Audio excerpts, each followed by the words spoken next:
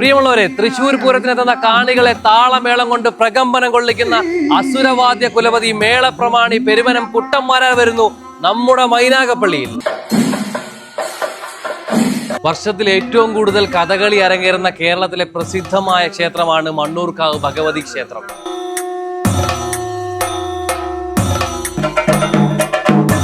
ഈ ക്ഷേത്രത്തിൽ കുടികൊള്ളുന്നത് ശക്തി സ്വരൂപിണിയും കഥകളി പ്രിയയുമായ വനദുർഗാദേവിയാണ്. ഭഗവതിയുടെ ഇഷ്ട വഴിപാട് കഥകളിയാണ്. സ്വദേശികളും വിദേശികളുമായി ഒരുപാട് ആളുകൾ ആസ്വാദനത്തിനായി ഈ ക്ഷേത്രത്തിൽ എത്തിച്ചേരാറുണ്ട്. മകരപ്പൊങ്കൽ ഉത്സവത്തോടനുബന്ധിച്ച് 9ാം ഉത്സവ ദിവസം മണ്ണൂർക്കാവ് വിശ്വാസി സമൂഹം സമർപ്പിക്കുന്ന അമ്മയ്ക്കൊരു മേളത്തിൽ കുട്ടന്മാരാരും കൂട്ടരുടെയും പാണ്ടിമേള ആരവത്തിൽ ആസ്വാദ തിമിർപ്പിലേറാൻ ഇതാ നമുക്കൊരു അവസരം. തെക്കൻ കേരളത്തിലെ മേളാസ്വാദകർക്ക് ഇത് ആദ്യമായിട്ടായിരിക്കും ഇങ്ങനൊരു അവസരം. ഈ വരുന്ന ജനുവരി 18 വൈകിട്ട് 5 മണിക്ക് പാണ്ടിമേളത്തിൽ ചുവടുവെക്കാൻ നിങ്ങളും ഉണ്ടാകില്ലേ?